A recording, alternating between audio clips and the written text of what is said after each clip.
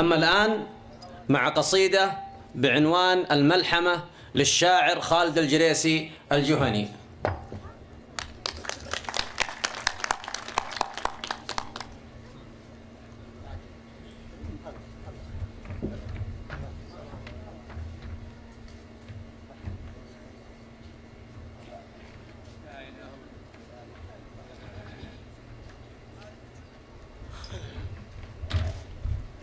السلام عليكم ورحمة الله وبركاته.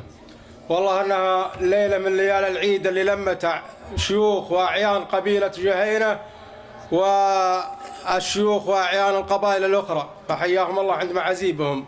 لكن قبل القصيدة اللي هي في قبيلة جهينة، قصيدة الملحمة في بيتين.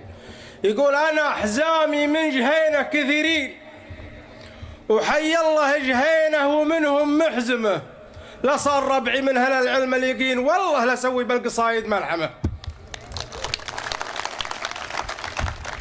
أما قصيدة الملحمة في قبيلة جهينة، يقول: تسامي في سما العليا، تسامي مع كبيرين الأسامي، قبيلة حي والله من قبيلة لها بالمجد والعزة السنامي، جهينة ثم جهينة ثم جهينة، سليلة مجد عام بعد عام، جهينة من قضاء على اعتزينا، نروم اللي بعيد ما يرامي. جهينة من قضاء على اعتزينا، نروم اللي بعيد ما يرامي، مواقفنا مع العالم عظيمة، ولا للمعضلات الا العظامي. الله تسلم. مواقفنا مع العالم عظيمة، وما للمعضلات الا العظامي، لها تاريخ ناصع في بياضه، سوات النور جلاي الظلامي، وانا بمدح ربوعي واتفاخر لان فعولها فوق الغمامي. مدح المصطفى في فتح مكة، لها 4 بيارق بزحامي، نزل جبريل في وحي الرسالة بصورة رجل منها بالتمامي، ومنها 40 من الصحابة رواة للحديث المستقامي، ومنها الصيرمي عقبة بن عامر تولى مصر كالحر القطامي، ومنها الفارس عصام بن شهبر يكنى باسمه العلم العصامي، ومنها بن غنيم السجن فكه وصارت مكرمة عند الإمامي، ومنها ابن غنيم السجن فكه وصارت مكرمة عند الإمامي. يقين العلم يا باغي يقينه، وفصل القول بالسيف الحسامي، غزانا الباشا التركي بجيشه وقال بينبع النخل المقامي. هزمنا في البداية وانكسرنا، وكسر النفس شد من العظام، ونادت عيده جهينة يا ربعي، ونادت بالخوال وبالعمامي، وجينا كلنا عينيك عيده وصرمناهم كما صرم النوامي.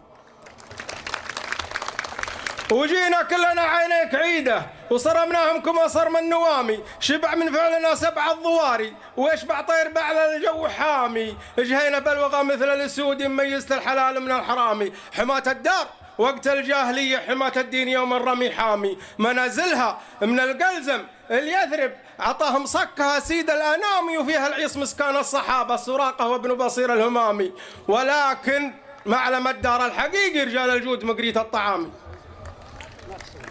منازلها من القلزم اليثرب عطاهم صكها سيد الأنامي، وفيها العيص مسكان الصحابة سراقة وابن بصير الهمامي، معالمها جبل الرضوى والأجرد وواد الحظ حد للعلامي، ولكن معلم الدار الحقيقي رجال الجود مقريت الطعامي، رجال الجود من حاضر وماضي، سوات الغيث مروي كل ضامي، ومن زود الكرم وقت المجاعة يصير سباق قاسي واحتدامي، وكل قال هذا الضيف ضيفي سبقته خامس لي من الشام.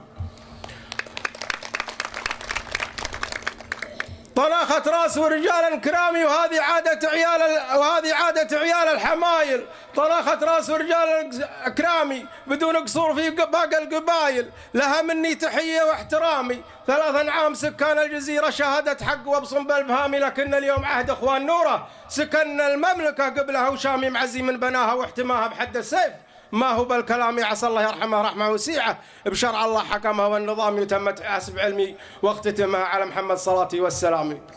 السلام عليكم ورحمه الله. وجهك يا حبيبي، وجهك. استاهلوا.